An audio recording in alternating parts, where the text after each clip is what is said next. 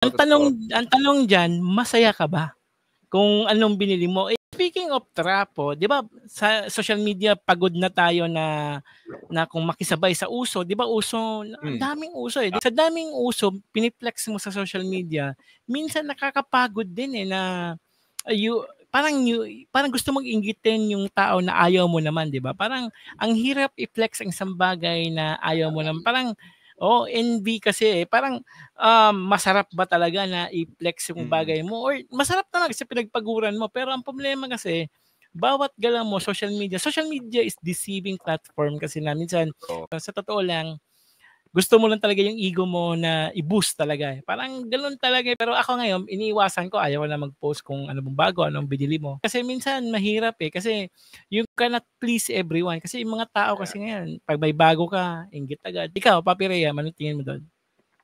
Ako, feeling ko, sobrang daming nga lumalabas ngayon sa social media na mga eye candy stuff na pinopromote ng kung sino-sino. Ang hirap sabayan eh. Pero, ang reason kasi kaya marami pa ring nahuhook or na-addict sa, hindi, kailangan bumili nito, is yung sense of validation na kailangan, I belong to the community.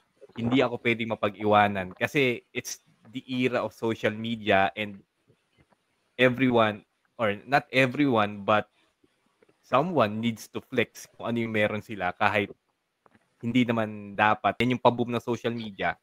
Kasi nga ngayon, ang dami nagsa-swipe, dahil bumibili ng mga gamit na kahit namang walang kwenta kasi nakikita nila si ganito, may ganyan, si ganyan, may ganun. Or dahil nagta-travel, YOLO, kahit makikita mo yung laman ng bank account tayo na, ano lang ako lagi, paycheck to paycheck.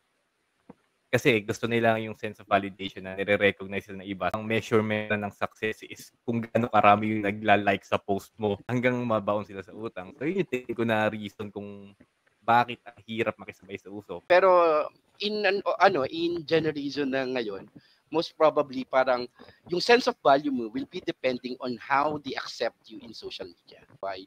People continuously flex what they have para lang at least maramdaman nila na parang okay, may value ako dito. But at the end of the day, hindi natin alam na kung ano yung nakikita sa social media, ayun ba talaga yung sa totoong buhay. Ang tanong diyan, masaya ka ba? Kung anong binili mo, emotional numbness ba o crisis ba, 'di ba?